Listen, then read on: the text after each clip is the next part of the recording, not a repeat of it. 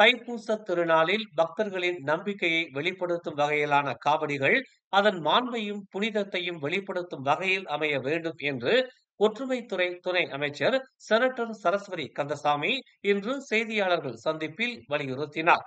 காவடி சுமப்பதிலும் பக்தர்களின் நேர்த்திக் கடனை செலுத்துவதற்குமான மாண்பை அறிந்து நாம் செயல்பட வேண்டும் என்றும், கேலி கிண்டல்களுக்கு நாம் வாய்ப்பளிக்கும் வகையில் நடந்து கொள்வதை தவிர்க்கும்படியும் அவர் கேட்டுக் கொண்டார். காவடி எடுப்பது என்பது ஒரு பொழுதுபோக்கு செயல் அல்ல என்பதை நம் சமூகம் உணர வேண்டும் என்பதற்காக ஒற்றுமை அமைச்சின் கீழ் காவடி ஆட்டம் குறித்தான பட்டறை நடத்தப்படவிருப்பதாகவும் துணை அமைச்சர் சரஸ்வதி கந்தசாமி நம்பிக்கை தெரிவித்தார். காவடி எடுப்பதன் புனிதத்தையும் அதன் முக்கியத்துவத்தையும், காவடி எடுப்பதற்கான சரியான முறைமைகள், நடன நுட்பங்கள், பாதுகாப்பு அம்சங்கள் என பல்வேறு கூறுகளை உள்ளடக்கிய ஒரு பயிலரங்கை ஒற்றுமைத்துறை அமைச்சு நடத்தவிருப்பதாக அவர் தெரிவித்தார். சபா மற்றும் சரவாக்கில் உள்ள தற்காலிக நிவாரண மையங்களில் வெள்ளத்தால் பாதிக்கப்பட்ட 9,379 பேரை பரிசோதனை செய்ததை தொடர்ந்து சுகாதார அமைச்சு 800க்கும் மேற்பட்டோர் உடல்நலம் பாதிக்கப்பட்டுள்ளதை கண்டறிந்துள்ளது.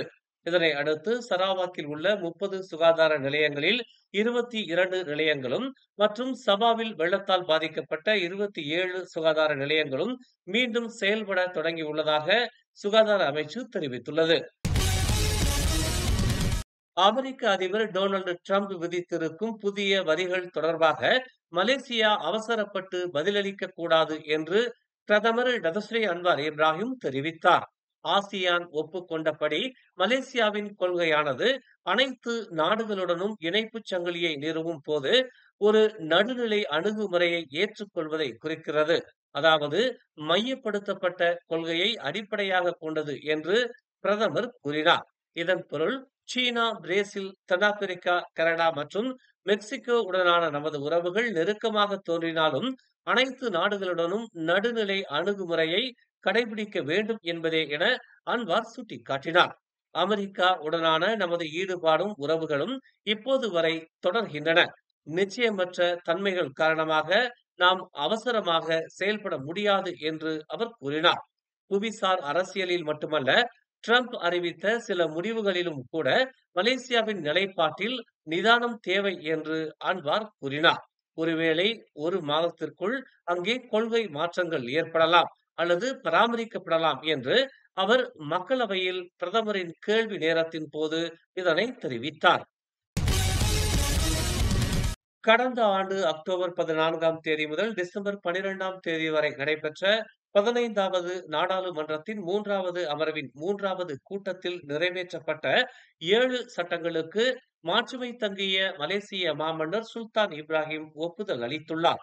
இன்று மக்களவையில் அமைச்சர்கள் கேள்வி நேர அமர்வு தொடங்குவதற்கு முன்பு மக்களவை சபாநாயகர் தான் ஸ்ரீ ஜொஹாரி அப்துல் இந்த அறிவிப்பை வெளியிட்டார். பெட்டாலிங் ஜெயாவில் கடந்த புதன்கிழமை காணாமல் போனதாக தெரிவிக்கப்பட்ட 34 வயது பெண் யோங் ஜியா எயின் இறந்து கிடந்தது கண்டுபிடிக்கப்பட்டது.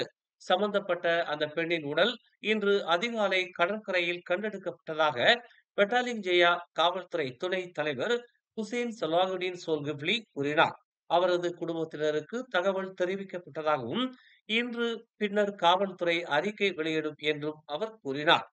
யோங் கடைசியாக நீல நிற புரோட்டான் ஈஸ்வராவில் பெலாங்கி உத்தாமா கொண்டோமினியத்தில் உள்ள தனது வீட்டை விட்டு வெளியேறியதாக தெரிவிக்கப்பட்டுள்ளது. நெல்லின் புதிய விலை குறித்து அமைச்சரவை அறிக்கை அடுத்த வாரம் சமர்ப்பிக்கப்படும் என்று பிரதமர் டதஸ்ரீ அன்வார் இப்ராஹிம் தெரிவித்தார். வேளாண்மை மற்றும் உணவு பாதுகாப்புத்துறை அமைச்சர் டதஸ்ரீ முகமது சாபு புதிய விலையை வெளியிடுவார் என்றும், விவசாயிகள் மற்றும் நுகர்வோர் இருவருக்கும் ஏற்படும் திட்டமிடப்பட்ட விளைவுகள் குறித்து அவர் விளக்குவார் என்றும் அன்வார் கூறினார். இது ஒரு முக்கியமான பிரச்சனை என்றும், பயிர் விவசாயிகளுக்கு கூடுதலாக 1 பில்லியன் ஒதுக்கீடு கூட உற்பத்தி செலவுகளை ஈடுகட்ட போதுமானதாக இருக்காது என்றும் இன்று மக்களவையின் பிரதமரின் கேள்வி நேரத்தின் போது அன்வார் கூறினார்.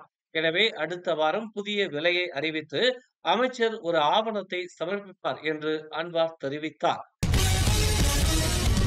மேலும் செய்திகளை தெரிந்து கொள்ள தமிழ் மலர் நாளிதழை பாருங்கள். உடனுக்குடன் செய்திகளை தெரிந்து கொள்ள தமிழ் மலர் இணையதளம், தமிழ் மலர் செயலி மற்றும் மலர் டிவி யூடியூப் சேனலை வலம் வாருங்கள். எங்களோடு இணைந்திருக்க மலர் டிவியை பதிவு செய்து கொள்ளுங்கள். உறவுகள் மகிழ்ந்திட விருப்பம் மற்றும் பகிர்வு சேவையை சொடுக்கிடுங்கள்.